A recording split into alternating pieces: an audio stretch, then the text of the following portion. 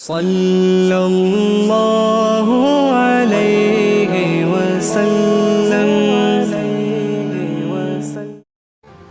مالی پریشانی، پہلی بات تو یہ کہ اتنی بڑی پریشانی نہیں جس کو سوار کیا جائے۔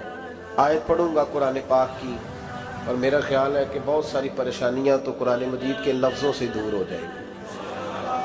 سورہ ہود ہے، اس کی آیت نمبر 6 ہے، 12ویں سپارے کی پہلی آیت ہے۔ کیا انداز ہے، اور میرے رب کا کتنا من موہ لینے والا اور دل کو چھو لینے والا انداز ہے۔ رب کریم نے فرمایا وما من دابۃ فی الارض، فرمایا نہیں زمین پر کوئی بھی ایسا چلنے والا، زمین پر کوئی ایسا نہیں جو چلتا ہو، الا علی اللہ رزقھا، جس کا رزق اللہ نے اپنے ذمے نہ لیا ہو۔ زمین پہ کوئی چلنے والا ایسا نہیں جس کے رزق کی ذمہ داری رب کریم کی نہ ہو۔ یہ ذمہ داری رزق کس کی ہے؟ بول کے بتائیں، بول کے کس کی ذمہ داری ہے جی؟ اللہ۔ دیکھیں، غور فرمائیں، یہاں مفسرین نے ایک بات لکھی ہے اس آیت کے تحت کہ فرمایا جو زمین پہ چلنے والا ہے اس کا رزق اللہ کے ذمے ہے۔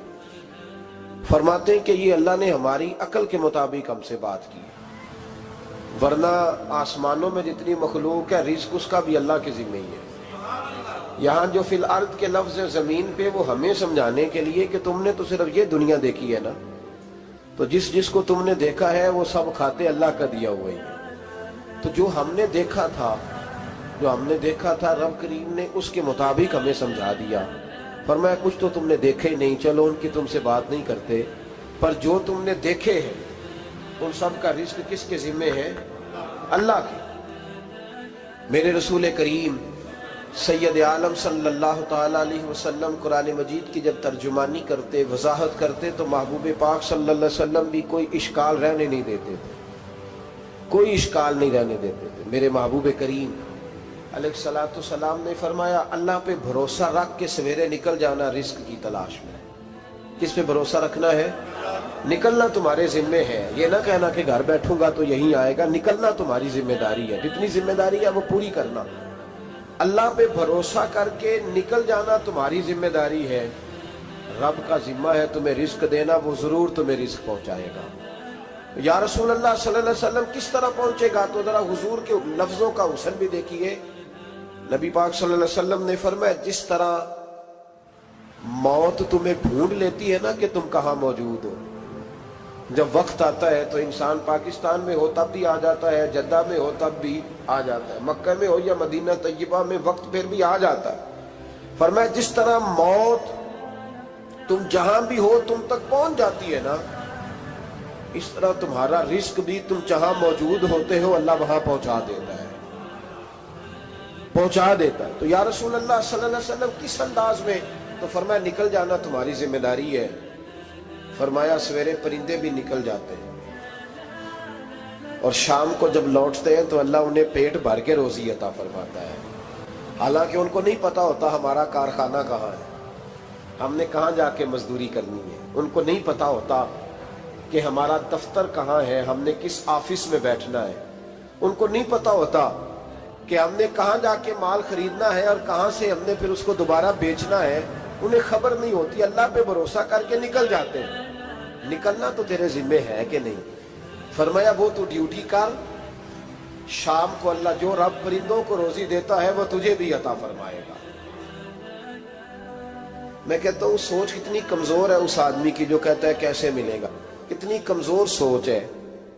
جو رب بیل کو روزی دیتا ہے، بکری کو روزی دیتا ہے، اس زمین اس دھرتی پہ اگر بسنے والا اونٹ بھوکا نہیں سوتا، چلیں یہ تو پالتو جانور ہوتے ہیں، اس دھرتی پر بسنے والی اگر بلی اور کتا روٹی کھا کے سوتے ہیں تو اشرف المخلوقات ہے۔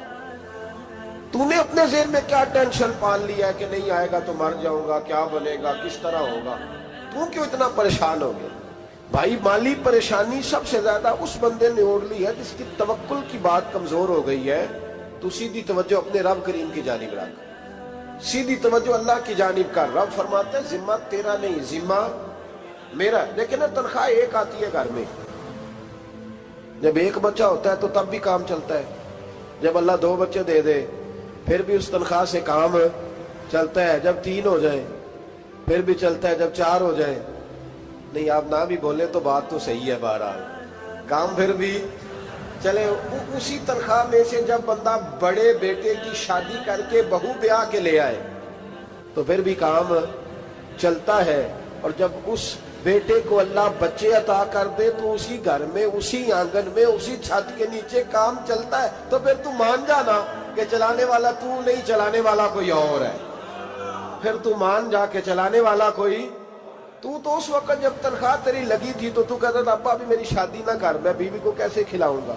तो वही शख्स है जिसकी छत के नीचे फिर 1.5 दर्जन पोते भी पल रहे और गुजारा उनका भी हो रहा है। तो रिस्क का जिम्मा किसका है?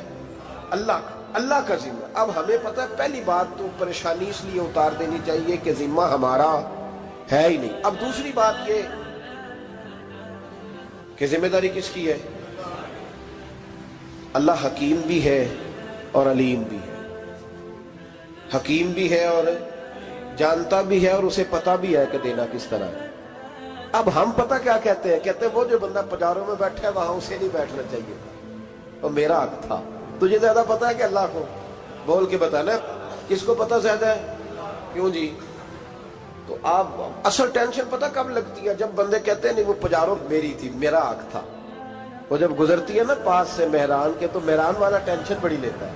हालांकि अल्लाह को ज्यादा पता है कि वो हक, एक बात अपने ज़हन में याद रख ले, रट ले कि जो मेरे लिए बेहतर था मेरे रब ने मुझे दे दिया, तो बात खत्म हो गई। बस वसल अच्छा है ना, फिराक अच्छा है, यार जिस हाल में रखे वही हाल अच्छा है। बस जो मेरे हक में बेहतर था मेरे रब ने मुझे, मसला ये है कि तू उस पर राजी होने को तैयार नहीं। हजरत अली करमल्लाहु ताला वजहुल करीम ने मेरे नबी पाक की एक हदीस बयान की है, और जनाब अली जब ये हदीस बयान किया करते थे तो हजरत मुजाहिद फरमाते हैं यूं लगता था कि जैसे हजरत अली हमें हर परेशानी से निकाल रहे।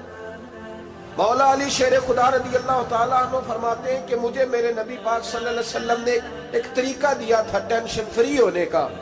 आप फरमाते हैं मुझे तो बड़ा रास आया है, तुम भी अगर कर लोगे तो तुम्हें भी फायदा देगा। कहा वो क्या? हजरत अली कहने लगे महबूब अलैहिस्सलाम ने फरमाया था लोगों तुम अल्लाह के दिए हुए थोड़े रिस्क पे राजी हो जाओ, वो तुम्हारी थोड़ी इबादत से तुमसे राजी हो जाया करेगा। बस तुम 2 नफल भी पढ़ोगे तो अल्लाह राजी हो जाएगा, तुम 1 रुकू भी सवेरे उठ के पढ़ोगे तो वो राजी हो जाएगा, वो तुम्हारे 313 दुरूद शरीफ से राजी हो जाएगा, तुम उसके दिए हुए थोड़े रिस्क से राजी हो जाओ। टेंशन इसलिए होती है कि हम राजी नहीं जो उसने हमें दिया है। वो हाल में मजीद की जो दौड़ है ना, हाल में मजीद की, बेकदरा कुछ कदर न जाती, कीती खूब तसल्ली हूँ, दुनियादार पुजारी जरदे, कुत्तियां दे गल टल्ली हूँ, बुक बुक रोशन अखियां तकियो वेख हवेली कल्ली हूँ, ते कूच नसीर असां जद कीती पै जानी थरथल्ली हूँ। तो याद रखें ये जो है ना मुसीबत के माल आ क्यों नहीं रहा, वो सामने वाला प्लाट मेरे घर के सामने है घर के सामने, पर रजिस्ट्री मेरे नाम क्यों नहीं? ये मुसीबत सांस नहीं लेने देती। मोटरसाइकिल खड़ी करता है ना, जब आके दुकान से रोटी खाने आता है, दफ्तर से घर आता है, कारोबार से आता है, तो जहाँ मोटरसाइकिल खड़ी करता है वो टेंशन बड़ी है कि कभी मेरी हो जाए ना ये वाली जगह, तो मैं यहाँ भी बोर्ड लगाऊं अपने नाम। इसने माली परेशानी पैदा की। तू जिस हाल में है, क्योंकि तूने अपना ये हाल खुद नहीं बनाया, जिसने बनाया है वो बड़ा बेहतर जानता था कि तू इसी हाल में उसे अच्छा लगता है। तू उसे इसी हाल में, एक बुजुर्ग थे तो उनकी तबीयत बड़ी अलील हो गई, बीमार हो गए, तो अल्लाह ने आजमाइश दी तो कीड़े पड़ गए वजूद में।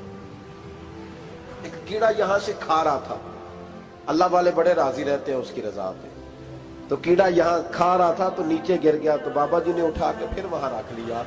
कहने लगे जब उसने तेरी ड्यूटी मुझे खाने की लगाई है तो मैं इस बात पे राजी हूं, तो तू नीचे क्यों गिरता है? बट ठीक है खा, जब उसने तुझे ड्यूटी जो तेरी लगाई।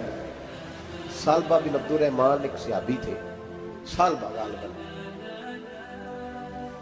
नबी पाक सल्लल्लाहु अलैहि वसल्लम की खिदमत में आए, कहने लगे या रसूलल्लाह सल्लल्लाहु अलैहि वसल्लम गुर्बत बड़ी है, मेरे लिए दुआ करें अल्लाह ज्यादा माल दे। तो महबूब सल्लल्लाहु अलैहि वसल्लम ने फरमाया तू जिस हाल में अच्छा है वो तेरे लिए बेहतर है, इसमें तू है वही हाल तेरे लिए। मुश्किल है ना ये जवाब सुनना। कहते पीर साहब फलां जगह से तवीज आया, वहां तो वारे ने आरे हो गए, تو آپ کے ہاں. تو میں کہتا ہوں یہ تویز دینے والا اگر تویز دے کے امیر بناتا ہے تو پہلے خود کیوں نہیں بنتا؟ یہ خود تو 150 کا تویز بیچ رہا ہے، اپنی بیچارے کی حالت یہ ہے. اگر اتنا ہی تویز اس کا چلتا ہوتا تو پہلے 5 پجاروں اس کے دروازے پہ کھڑی ہوتی. عجیب چکر ہے اور عجیب جگہ لوگ الجھ گئے، سمجھتے ہی نہیں بات کو. یا رسول اللہ صلی اللہ علیہ وسلم دعا کر دے تو محبوب نے کیا فرمایا؟ فرمایا تو جس حال میں ہے نا وہ حال تیرے لیے بہتر ہے، اسی میں رہ. کہ نہیں حضور دعا کرے. فرمایا سال بعد تو باز آ جا. حضور دعا کرے. فرمایا تو باز آ جا. 2-3 دفعہ کا ضد کی. محبوب نے فرمایا جا پھر اللہ تجھے زیادہ پیسے دے گا. چند بکریاں خریدی، اتنی برکت ہوئی کہ بکریوں کے ریوڑ بن گئے. پھر کچھ بکریاں بیچ کے گائے خرید لی، ان کے بھی ریوڑ ہو گئے. پھر کچھ اونٹنیاں لے لی، ریوڑ ہی ریوڑ. پہلے 5 وقت مسجد میں آتے تھے، اب فجر اور عشاء رہ گئی. پھر مال زیادہ ہوا تو مدینے شہر میں کوئی جگہ ہی نہیں، مدینے سے باہر حویلی خریدی. پھر جمعہ ہی رہ گیا. جمعے کے جمعے آتے. زکوٰۃ کا حکم آیا. میرے نبی کریم علیہ السلام نے حضرت ابو ہریرہ کو بھیجا. فرمایا جا اسے کہہ تیری زکوٰۃ بنتی ہے 2.5%. 10 کروڑ روپیہ ہو تو کتنی زکوٰۃ بنتی؟ بھئی 1 کروڑ کی 2.5 لاکھ ہوئی نا، تو 10 کروڑ کی کتنی ہوئی؟ تو بڑی مصیبت ہے جب بینک سے میسج آتا ہے نا کہ 25 لاکھ نکل گیا تیرے اکاؤنٹ سے. بہت بڑی مصیبت، بڑی ٹینشن ہوتی ہے. ایک صاحب میرے پاس آئے، ان کی زمین اچانک مہنگی ہو گئی. اچانک پہلے کچھ 15-16 لاکھ کی ایکڑ زمین تھی، پھر وہ کروڑ کی ہو گئی. تو میرے پاس آئے، کہنے لگے وہ 10 کروڑ روپے بنتے ہیں تو زکوٰۃ. تو میں نے کہا آپ نے کیا کیا؟ زری زمین پہ عشر آتا ہے، اس پہ زکوٰۃ نہیں آتی، تو آپ نے کیا کیا؟ کہنے لگے وہ کچھ سوسائٹی کے رول کے مطابق میں نے فائلیں وغیرہ لے لی ہیں، اب میں نا کبھی موقع آئے گا تو ان کو بیچوں گا. تو میں نے کہا اب تو آپ کا یہ مال ہو گیا بزنس کا، تو اب تو اس پہ زکوٰۃ آئے گی. 10 کروڑ پہ جب 25 لاکھ سنا تو کہنے لگے فوراً دینی پڑتی ہے کہ تھوڑی تھوڑی سے بھی کام چل جاتا ہے. تو میں ان کا چہرہ دیکھنے لگا. میں نے کہا نہیں وہ تو آپ کو پتا ہے. ویسے حضرت عمر فرمایا کرتے تھے بانٹ کے نہ دو، کوشش کرو کسی ایک کو دو، چلو کسی کا تو کچھ بن جائے. تو ایک کو دینی چاہیے. کہنے لگے تو مطلب یہ ایسا ہی حکم ہے؟ میں نے کہا آپ کسی اور سے تحقیق کر لیں. اب یہ بھائی لیتے وقت نہیں تجھے ٹینشن ہوئی کہ 15 لاکھ کا کروڑ ہو گیا تو اس وقت نہیں تو نے کہا کہ یا اللہ تو یہ کیسی سوچ ہے مسلمان؟ کس طرح کا اس کا؟ ہمارے ہاں جب کسی آدمی پہ حالات خراب ہوتے ہیں نا تو سب سے پہلے وہ اس طرح کرتا ہے کہ جو میں کہیں اللہ کے رستے میں دیتا ہوں پہلے اسے بند کروں. جس رستے تجھے آ رہا تھا پہلے تو نے وہ رستہ بلاک کیا. حضرت اسماء بنت ابی بکر صدیق کہتی ہیں میں حضور کو مسجد کے لیے، ادارے کے لیے، صحابہ صفا کے لیے کچھ دے رہی تھی تو میں نے گننا شروع کیا تو حضور مسکرانے لگے. حضور مسکراتے کیوں ہیں؟ تو فرمانے لگی، محبوب فرمانے لگے اسماء اللہ کے رستے میں گن گن کے نہ دیا کر، ورنہ وہ بھی تجھے گن گن کے دے گا. تو اس کے رستے میں بے حساب دے، وہ بھی تجھے بے حساب ہی عطا فرمائے. لیکن پہلے یہ والا پہلے دروازہ بند کرو، یہاں سے پیسے ختم ہو رہے ہیں. تو اس طرح کرنا بھائی. اس دفعہ سوٹ ذرا گرمیوں والے نہ خرید، لیکن جو تو اللہ کے رستے میں دے رہا ہے اسے دیتا رہے. لیکن ہم اپنا نقصان کرتے ہیں، زیادتی کرتے ہیں اپنے ساتھ. میں نے آپ کو پہلے بھی بتایا تھا پیار کی بولی ہے، پھر بولتا ہوں. ایک بڑے بڑے پیار والے دوست ہیں، ایک دفعہ مجھے کہنے لگے کہ آپ کئی دفعہ اعلان کرتے ہیں تو مجھے اچھا نہیں لگتا، اور آپ ادارہ بھی بہت زیادہ بننے والا ہے، بڑی چیزیں میں دیکھتا ہوں جو ہوں تو بڑا نظام اچھا ہو جائے. آپ دعا کریں اللہ مجھے پیسے دے تو میں بڑے سارے خرچ کروں گا اس کے رستے میں. تو میں نے کہا یا اللہ اسے 10 کروڑ دے، یہ 9.5 کروڑ تیرے رستے میں دے دے گا. تو چپ کر گیا، جس طرح آپ نہیں کر گئے سارے، چپ کر گیا وہ بھی. اس نے کہا جی نہیں جی انشاءاللہ کریں گے. تو میں کیا پلیا جی تے دعا پہ ہوں دیا، ابھی تو وہ آئیں گے تو تب دیکھی جائے گی. تو یہیں اڑ گیا. یعنی 9.5 کروڑ اللہ کے رستے میں خرچ کرنے کی دعا پہ بھی آمین کوئی نہیں کہتا کہ چلو آمین ہی کہہ دیں. تو میں کہا تینوں تے 50 لاکھ بچتا سی پیا، لیکن تو اس سودے پہ تیار ہے. جب یہ سوچ ہوتی ہے، یہ غلط سوچ ہے. یہ بات تو اگر تے مسکرانے والی، لیکن یہ سوچ صحیح نہیں. حضرت عثمان غنی رضی اللہ تعالیٰ عنہ کہتے ہیں جس وقت نبی پاک صلی اللہ علیہ وسلم نے اعلان کیا نا جنگ کے موقع پر کہ 800 سپاہیوں کا خرچہ چاہیے، کہتے ہیں میرے پاس 600 کا تھا. یہاں ایک روایت میں حضور نے 1000 کا اعلان کیا تو میرے پاس 800 کا تھا. جب 2-3 دفعہ نبی پاک نے اعلان کیا تو کہتے ہیں میں نے کھڑے ہو کے کہا یا رسول اللہ پورا 800 میری طرف سے. کہتے ہیں میں نے 200 سپاہی کا خرچہ ادھار اٹھایا لیکن پورے 2 مہینے نہیں گزرے تھے رب کریم نے مجھے کئی گنا کر کے پیسے واپس عطا فرما دیے. پر بات تو یہ ہے کہ تیری وہاں لو لگی ہو, تو تجارت کرتا ہے ان لوگوں کے ساتھ جو کیا دے سکتے. تو سالبہ کے پاس حضور نے پیغام بھیجا. پہلے تو کہا تیرے لیے بہتر نہیں مال. جب اصرار کیا تو بڑی برکت ہو گئی, بڑا آیا تو فرمایا زکوٰۃ دے, 2.5 زکوٰۃ ہے. اب جب سوچا کہ 5 اونٹوں پہ ایک بکری جائے گی اور بڑا سارا مجھے دینا پڑے گا. اب جب غور کیا تو یہ تو نہ کہا کہ میں نہیں دیتا. حضرت ابو ہریرہ سے کہنے لگے نبی کریم علیہ السلام کی خدمت میں عرض کرنا کہ میں خود آؤں گا. حضرت ابو ہریرہ نے آ کے عرض کی یا رسول اللہ صلی اللہ تعالی علیہ وسلم. حضور وہ کہتے تھے میں خود آؤں گا. تو کہتے ہیں محبوب نے ٹھنڈی سانس لی, فرمایا اسے کہا تھا کہ تیرے لیے مال بہتر نہیں. اب ہلاک ہو گیا, ہائے افسوس ہلاک ہو گیا. ان کو بھی تھوڑی دیر کے بعد احساس ہوا کہ یہ میں نے کیا کیا. نبی پاک کوئی کہہ دیا نہیں ہے, حضور کو کہہ دیا بعد میں آؤں گا. اب دوڑے آئے, عرض کی حضور میں سارا کچھ لے کے آیا ہوں, قبول کر لیں. محبوب نے فرمایا گویا بلال حبشی کی خشک کھجور بھی قبول ہے اور صہیب رومی ایک اٹی بان کی لائے تو وہ بھی قبول ہے, اور عمار بن یاسر اور مصعب بن عمیر اگر 2 دینار دے جائیں اور کوئی پرانا جوڑا کسی سپاہی کے لیے چھوڑ جائے تو وہ بھی قبول ہے. لیکن تو اپنا لاکھوں لے کے چلا جا, تیرا کوئی نہیں قبول. معاف کر دیں. فرمایا جا معاف کیا پر پیسے لے کے نہ آنا. اگلے سال پھر آئے, بندے ہوئے ہاتھ ہیں. محبوبہ میں دولت کا کیا کروں گا, آگ لگانی ہے, قبول کر لیں. فرمایا تو لے جا, تیرا نہیں قبول. گرا جو ان کی نگاہ سے وہ سنبھل نہیں سکتا. حضور نے وصال ظاہری کیا تو جناب صدیق اکبر کے پاس آئے, لاکھوں کا مال. ابو بکر قبول کر لو. تو جناب صدیق اکبر کہنے لگے اس کا کر لو جس کا نبی نے نہیں کیا, چل جا کوئی نہیں چاہیے. حضرت عمر کے زمانے میں قحط پڑ گیا, بارشیں نہیں ہوتی, غلہ نہیں ملتا, حالات خراب ہے, مالی طور پہ بحران آ گیا, غربتیں, مجبوریاں, تکلیفیں. آ کے روئے, عمر میرا قبول کر لو, مجھے معافی تو مل گئی تھی نا. فرمایا معافی اپنی جگہ پہ, پر جس کا مصطفیٰ نے قبول نہیں کیا. بہت سارے لوگوں کو پتہ ہی نہیں کہ ان کا قبول ہی نہیں ہوا اور وہ الجھے ہوئے, انہیں خبر ہی نہیں کہ اصل بات کیا ہے. فرمایا جس کا مصطفیٰ کریم نے قبول نہیں کیا, اب ہیرے اور جواہرات بھی لے کے آئے تو بھوکے مریں گے پر اس کا قبول, اس بات پہ راضی رہو. اس حال میں اللہ نے رکھا ہوا, اس حال میں راضی رہو.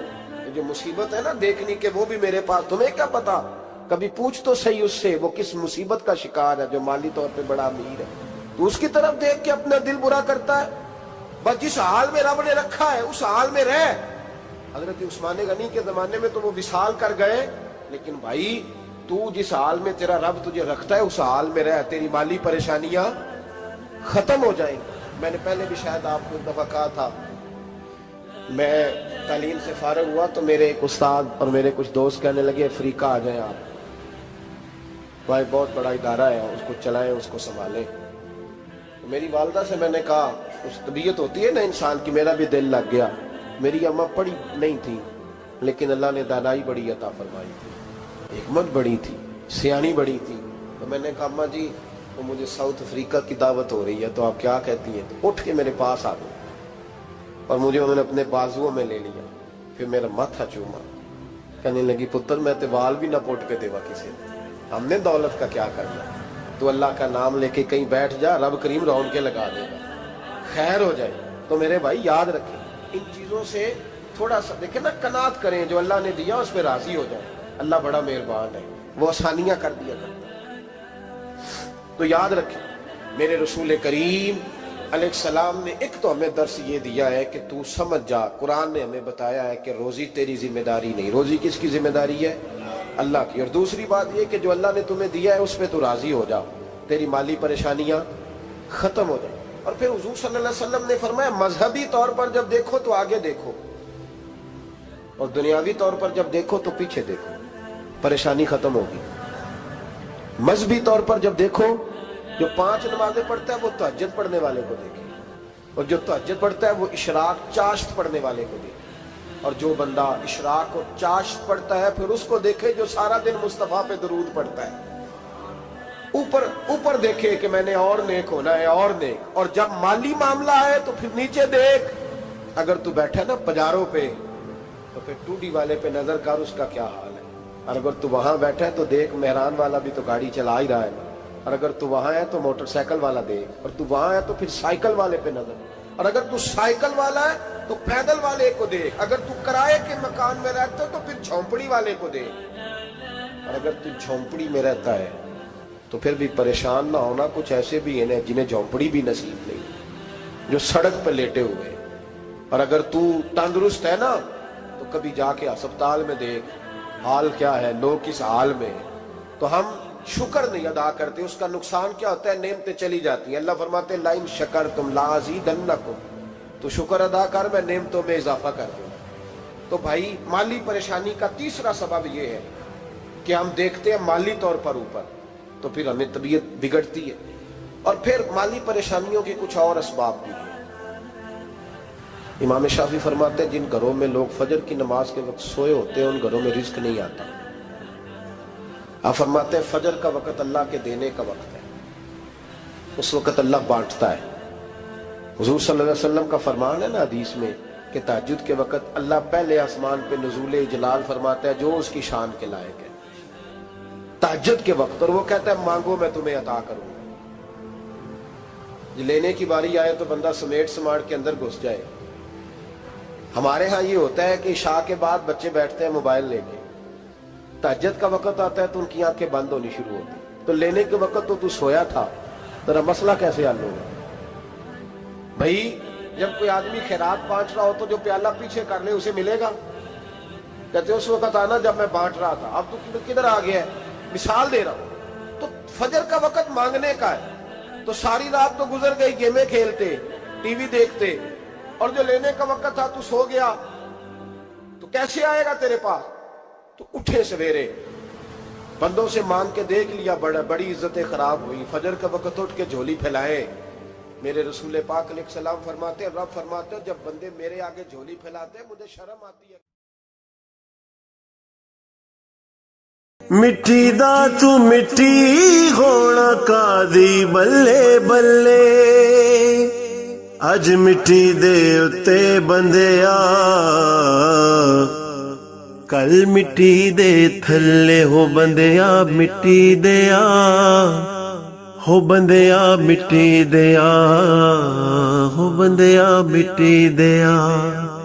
کسے ذات نہیں پوچھنی تیری, منجا چک دیا لانی نی دیری. ایویں کرنا میری میری ہو تو ہے مٹی دی ڈھیری. او بندیا اللہ دیا, ہو بندیا اللہ دیا, تو اللہ ہی اللہ بولتے جانا. ایک دن مولا کول تے پورا ناپ تے پورا تول.